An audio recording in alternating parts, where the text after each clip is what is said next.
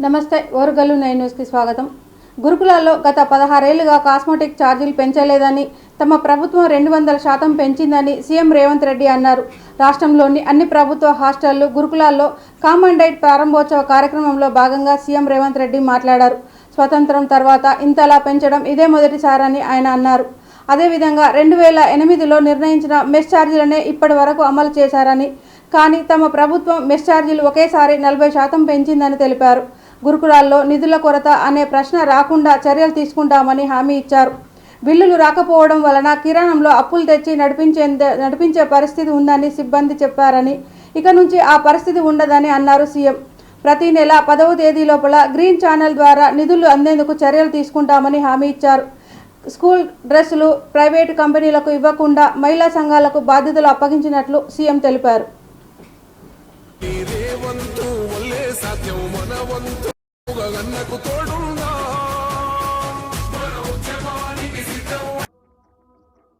వాళ్ళకు టాలెంట్ తక్కువ, భవిష్యత్తులో SC, ST, BC, minority residential స్కూల్స్లో చదువుకుంటున్న విద్యార్థుల యొక్క దశాదిశను మార్చే డైట్ ఛార్జెస్ కానీ కాస్మెటిక్ ఛార్జెస్ని పెంచడమే కాకుండా వాళ్ళలో ఉన్న నైపుణ్యాన్ని పెంపొందించి తెలంగాణ రాష్ట్ర పునర్నిర్మాణంలో వాళ్ళందరినీ భాగస్వాములను చేయాలని రాష్ట్ర ప్రభుత్వం ఈ ప్రతిష్టాత్మకమైన కార్యక్రమాన్ని రాష్ట్ర స్థాయిలో మంత్రివర్గ సభ్యులను, పార్లమెంట్ సభ్యులను, శాసనమండలి సభ్యులను, శాసనసభ్యులను, ఐఏఎస్, ఐపీఎస్, ఐఎఫ్ఎస్ ఇతర ఉన్నతాధికారులను ఎవరి విద్యార్థులు రాణిస్తారని చెప్పి ఒక అపోహ బలంగా నాటుకొట్టి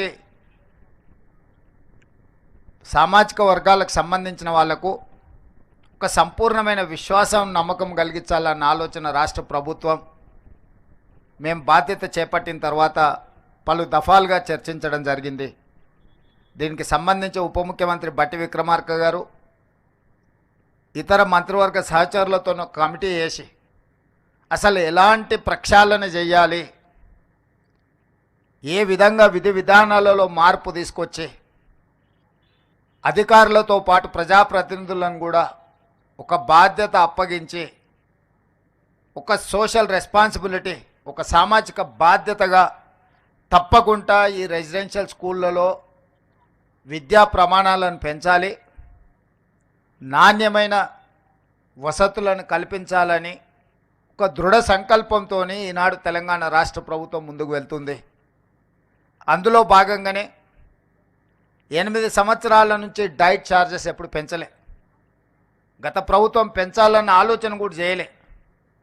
అంటే పూర్తిగా తెలంగాణ రాష్ట్రం ఏర్పడ్డ తర్వాత తెలంగాణ రాష్ట్ర ఏర్పాటులో తెలంగాణ రాష్ట్ర ప్రభుత్వంలో ఈనాడే ఇంత గొప్పగా ఛార్జెస్ పెంచడం జరిగింది. ఇంతటితో మా బాధ్యత తీరలేదు, నెరవేరలేదు. ఇది మొదటి పునాది రాయి మాత్రమే. ఈరోజు నేను శాఖకు సంబంధించిన అధికారులతో పాటు బోధనా సిబ్బందికి, బోధనేతర సిబ్బందికి కొన్ని అంశాలు నేను ప్రస్తావించదలుచుకున్నా. ఈరోజు తెలంగాణ రాష్ట్రంలో పెడుతున్న పెట్టుబడి ఖర్చు కాదు, అది భవిష్యత్తు కోసం పెట్టుబడి. భవిష్యత్తు పునర్నిర్మాణంలో తెలంగాణ రాష్ట్రం అభివృద్ధి సాధించాలి అని అంటే అది పెట్టుబడిగా చూడాలి. ఈరోజు మన వెల్ఫేర్ హాస్టల్స్లో వాళ్ళ కోసం విద్యార్థులకి నిర్లక్ష్యం చేస్తే ఆ పిల్లలు చనిపోతే ఆ బాధ్యత ఎవరు తీసుకోవాలి? ఇదే కాకుండా ఈరోజు రైతులకు ఉచితంగా కరెంట్ ఇస్తున్నాం, పేదవాళ్ళకి ఇంటికి 200 యూనిట్లు ఉచితంగా కరెంట్ ఇస్తున్నాం. వచ్చి కూర్చుంటారు బయట ప్రపంచంలో. ఈరోజు యంగ్ ఇండియా స్కిల్ యూనివర్సిటీ ఉద్యోగాలే కాదు, ప్రపంచంలో ఎన్నో అవకాశాలు ఎదురు చూస్తున్నాయి మన కోసము. క్రీడలలో రాణించండి, మల్టీ టాలెంటెడ్. ఇంతకుముందు అక్కడ పిల్లలు మరి వాళ్ళు ట్రైనింగ్ ఎవరు ఇచ్చినో అద్భుతంగా మృదంగ వాద్యం కానీ, లేకపోతే ఇక్కడ నందకిషోర్ అబ్బాయి పాడిన విధానం కానీ, ఇవన్నీ మీలో ఉన్న దాగిన మట్టిలో మాణిక్యాలు. మీరు వీటిని మీలో ఉన్న వీళ్ళకు మంజూరు చేద్దాము. ఒక మంచి వాతావరణం, ఒక గుడ్ అట్మాస్ఫియర్. వీటిని పూర్తిగా కోల్పోయిన ప్రతిష్టను మళ్ళీ సాధించుకునే వరకు మనందరం వాళ్ళు స్పష్టంగా ఒక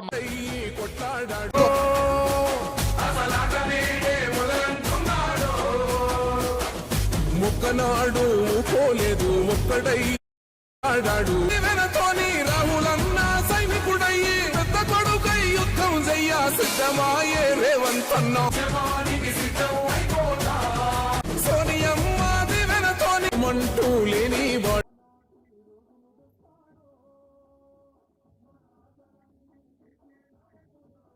తాడు పిద సాదల ధైర్యం వీడు దొంగ దొరల భరతం పడతాడు.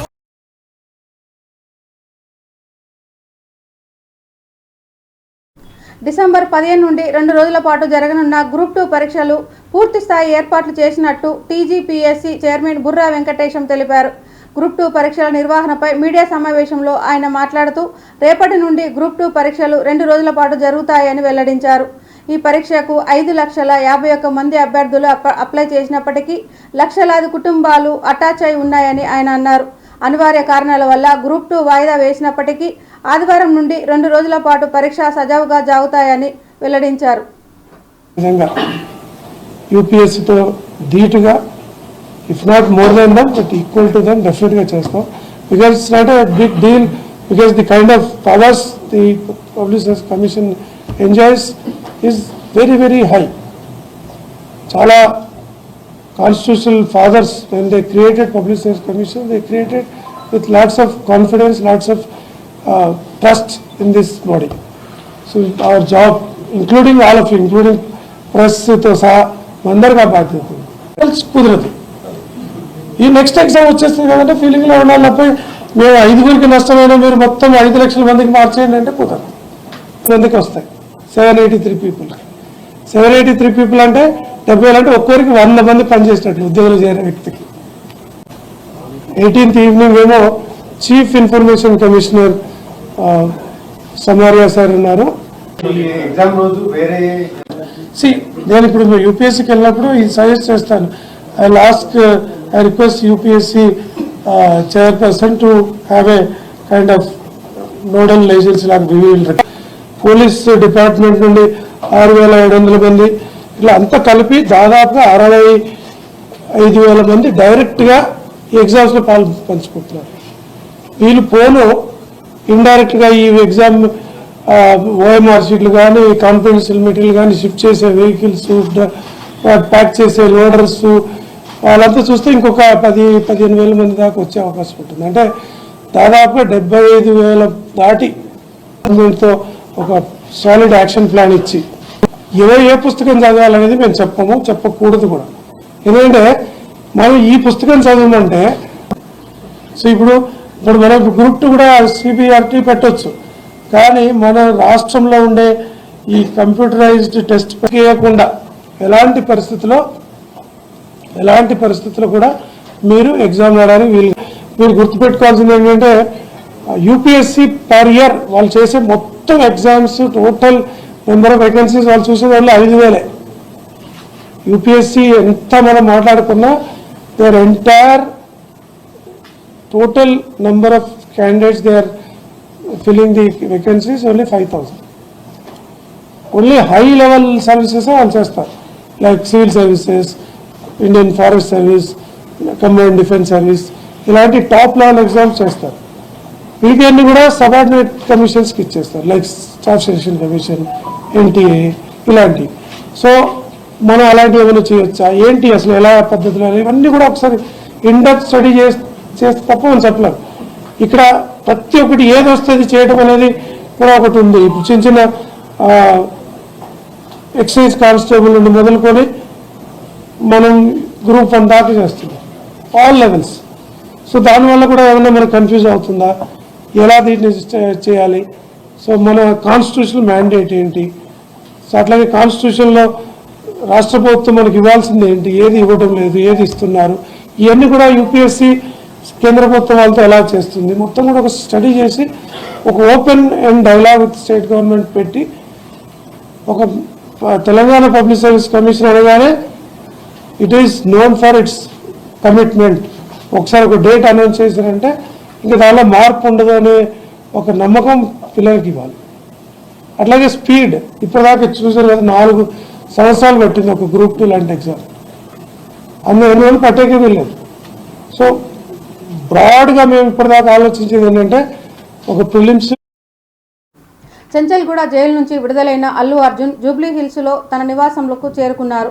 అనంతరం మీడియాతో మాట్లాడారు. తనకు అండగా నిలిచిన అభిమానులందరికీ కృతజ్ఞతలు తెలిపారు.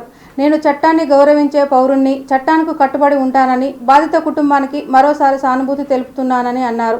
నేను సినిమా చూసేందుకు వెళ్ళినప్పుడు అనుకోకుండా ఘటన జరిగింది, ఉద్దేశపూర్వకంగా జరిగింది కాదు. 20 ఏళ్లుగా థియేటర్కు వెళ్ళి సినిమా చూస్తున్నాను. నా సినిమాలే కాదు, మామయ్య సినిమాలు కూడా చూస్తాను. బాధిత కుటుంబానికి జరిగిన నష్టం పూడ్చలేనిదని ఆయన అన్నారు. అభిమానం, ప్రేమతో అండగా నిలిచిన ప్రతి ఒక్కరికి ధన్యవాదాలు. నేను బాగున్నాను, ఎవరు ఆందోళన చెందవద్దు అని అల్లు అర్జున్ పేర్కొన్నారు.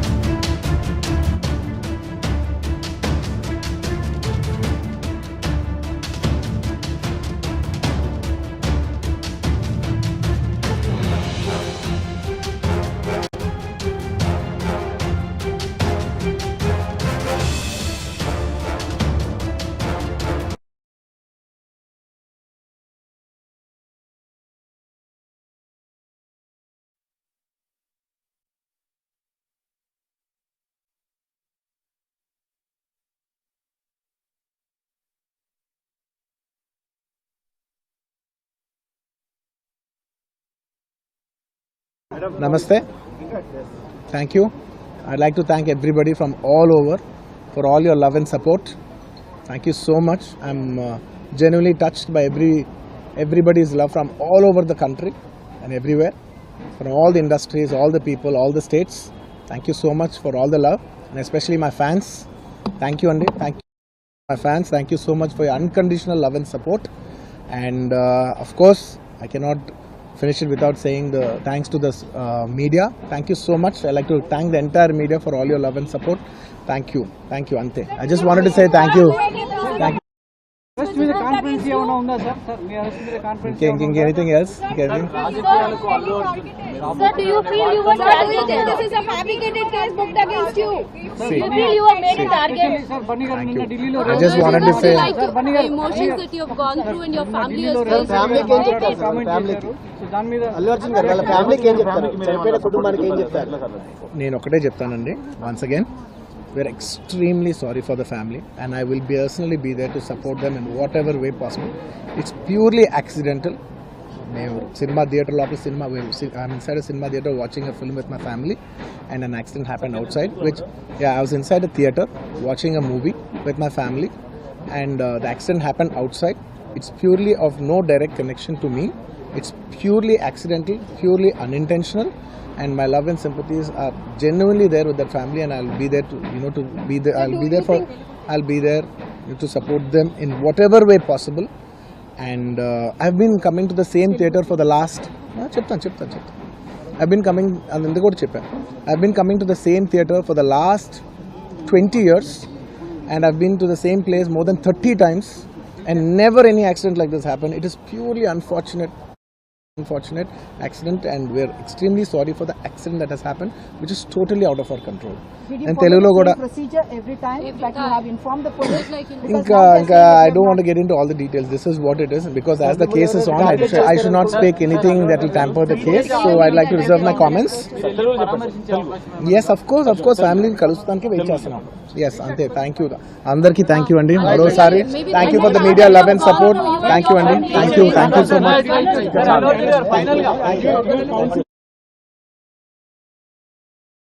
క్రిస్మస్ వేడుకలను పకడ్బందీగా నిర్వహించాలని పశ్చిమ ఎమ్మెల్యే నాయని రాజేందర్ రెడ్డి అన్నారు. ప్రభుత్వం ప్రతిష్టాత్మకంగా నిర్వహిస్తున్న 2024 క్రిస్మస్ వేడుకలు ఘనంగా నిర్వహించాలని అన్నారు. హన్మకొండ జిల్లాలోని సమీకృత కలెక్టర్ కార్యాలయంలో కాన్ఫరెన్స్ హాల్లో జిల్లా మైనార్టీ సంక్షేమ శాఖ ఆధ్వర్యంలో నిర్వహించిన సమీక్షా సమావేశంలో పాల్గొన్న జిల్లా అదనపు కలెక్టర్ వెంకటరెడ్డి, ఎమ్మెల్యే నాయని రాజేందర్ రెడ్డి ఈ సందర్భంగా చెప్పారు. క్రిస్మస్ వేడుకల ఏర్పాట్లపై క్రైస్తవ పాస్టర్లు, తహసీల్దార్లు, సంబంధిత అధికారులతో సమన్వయ సమావేశాన్ని నిర్వహించారు. ఈ సందర్భంగా ఎమ్మెల్యే నాయని రాజేందర్ రెడ్డి మాట్లాడుతూ క్రిస్మస్ వేడుకల కోసం తగిన ఏర్పాట్ల ప్రణాళికాబద్ధంగా రూపొందించుకోవాలన్నారు. క్రిస్మస్ పండుగను ఎలాంటి పొరపాట్లకు తావు లేకుండా శాంతియుతంగా జరుపుకోవాలన్నారు. పండుగను ప్రశాంత వాతావరణంలో నిర్వహించాలని పేర్కొన్నారు. ప్రభుత్వ మార్గదర్శకాలను పకడ్బందీగా అనుసరించాలని సూచించారు. అనంతరం పాస్టర్, మత ప్రబోధకులతో కలిసి కేక్ కట్ చేసి క్రిస్మస్కు శుభాకాంక్షలు తెలియజేశారు. తెగకు సంబంధించింది కాదు, ప్రపంచంలో ఉన్న 800 కోట్ల ప్రజలకు సంబంధించిన పండుగ. డాక్టర్ రెవరెండ్ ఐజాక్ అయ్య గారికి వందనాలు. నియోజకవర్గ స్థాయిలో క్రిస్మస్ సెలబ్రేషన్కు నియోజకవర్గానికి 2 నియోజకవర్గాలు సార్, 2 నియోజకవర్గాలకు 2 ఆర్డీఓస్ను స్పెషల్ ఆఫీసర్లు చేసినాం. 2 నియోజకవర్గాల సెలక్షన్ కమిటీస్ వీళ్ళందరూ కలిసి నియోజకవర్గ స్థాయిలో ఆ మెనూ ప్రకారం మీరు లంచ్ చేసుకోవడానికి ఇతర అరేంజ్మెంట్స్ అన్ని కూడా 2 లక్షల రూపాయలే ఇవ్వడం జరుగుతుంది. కూడా వచ్చిన వాళ్ళతో సిగ్నేచర్ పెట్టించుకొని అవి కూడా సమర్పించాల్సి ఉంటుంది. మన తెలంగాణ రాష్ట్ర ప్రభుత్వం అధికారికంగా క్రిస్మస్ ఉంచడానికి ఆదేశాలు జారీ చేయడం జరిగింది. మండలాల కమిటీలు కూడా అనుగుణంగా మేము డబ్బులు కూడా షేర్ చేసి డైరెక్ట్గా క్రెడిట్ చేయడం జరుగుతుంది. కోసం ఏర్పాటు చేసిన ఈ సమావేశానికి అధ్యక్షత వహించినటువంటి డిప్యూటీ కలెక్టర్, అటువంటి అధికార యంత్రాంగం, డిఫరెన్స్ అనేది కొత్త ప్రభుత్వాన్ని మార్క్ అనేది కంపల్సరీ అవపడవలసిన బాధ్యత ప్రతి ఒక్కరి మీదనే ఉన్నది. మరియు మిగతా అన్ని డిపార్ట్మెంట్స్లలో కూడా ఏ అవసరాలు ఉన్నాయి, ఏ ఉన్నా కానీ ముందే ఇక్కడ జేసీ గారికి కానీ ఇక్కడ మాకు కానీ చెప్తే మా దృష్టికి తీసుకొస్తే వాటి మీద మరోసారి కూడా మేము ఆలోచించుకునే అవకాశం ఉంటుంది. మీ రిక్వైర్మెంట్స్ ఏమన్నా ఉంటే కూడా వాటి మీద కొద్దిగా మాకు అవకాశం ఉంటుంది. మీ రిక్వైర్మెంట్స్ ఏమన్నా ఉంటే కూడా వాటి మీద కొద్దిగా మాకు సలహాలు, సూచనలు ఇవ్వండి. ఎంతవరకు సాధ్యమవుతుంది, ఎంతవరకు కాదు అనే దాని మీద మనం ఇది చేయగలుగుతాం. కొండకు ఒక 1 lakh, కాజీపేటకు 1 lakh తిరిగా 2 lakhs ఉన్నాయి కదా కాన్స్టిట్యున్సీకి. సరే, వాళ్ళకి దాన్ని ఆర్గనైజ్ చేసుకుంటే అట్లా చేసుకుంటాడు చూసుకుంటాం. పోలీస్ క్రిస్మస్ శనివారం జిల్లాలోని గన్పూర్ నియోజకవర్గంలోని జఫర్గఢ్లో గల సాంఘిక సంక్షేమ గురుకుల పాఠశాలలో జూనియర్ కళాశాలలో డైట్ కాస్మోటిక్స్ ఛార్జీల పెంపు ప్రారంభోత్సవ కార్యక్రమాన్ని ఘనంగా నిర్వహించారు. ఈ కార్యక్రమానికి జిల్లా కలెక్టర్ రిజ్వాన్ బాషా షేఖ్తో కలిసి గన్పూర్ శాసనసభ్యులు కడియం శ్రీహరి ముఖ్య అతిథిగా పాల్గొన్నారు. ఈ సందర్భంగా డైట్ మెనూ బోర్డును, ఎస్ఓపి హ్యాండ్ బుక్ను ఆవిష్కరించారు. ఈ నేపథ్యంలో ఎమ్మెల్యే మాట్లాడుతూ తెలంగాణ ఏర్పడిన తర్వాత ఆనాడు విద్యాశాఖ మంత్రిగా డైట్ ఛార్జీలు పెంపుకు చైర్మన్గా వ్యవహరించి పెంచడం జరిగిందన్నారు. వసతి గృహాల్లో చదివే విద్యార్థుల పట్ల వారి తల్లిదండ్రులు తమ బిడ్డ గురించి ఎలా ఉంది, ఏం తింటుంది అని ఆందోళన చెందుతారన్నారు.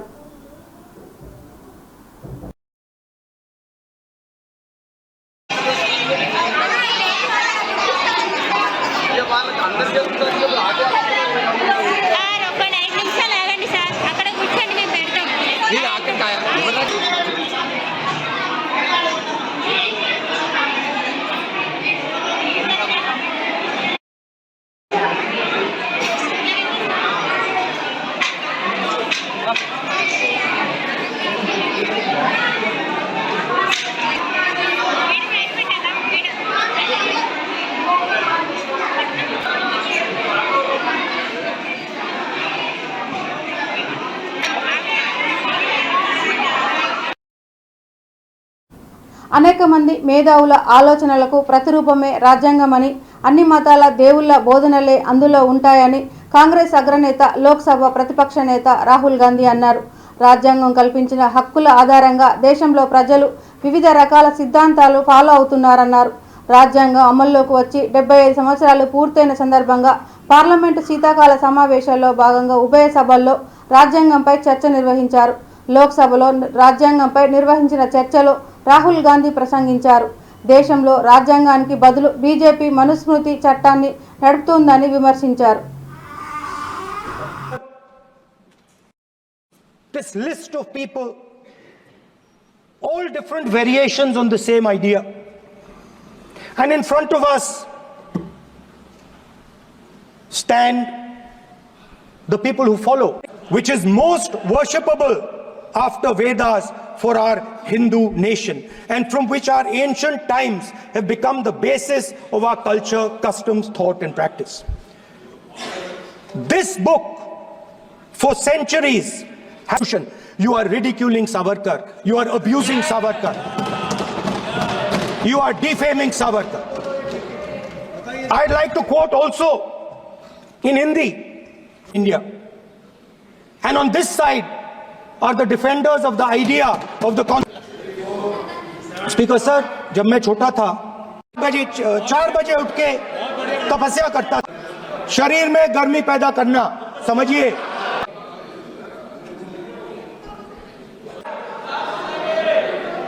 अचानक कुत्ते की आवाज शांत हो गई। द्रोणाचार्य जी और पांडव पास गए और उन्होंने देखा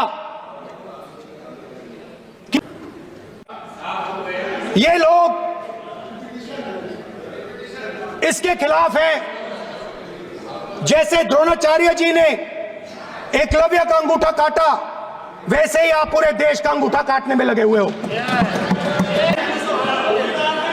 जब आपने अग्निवीर लागू किया और करवाई ये चर्चा हुई थी, मैं 2-3 दिन पहले उस लड़की के परिवार के घर में गया।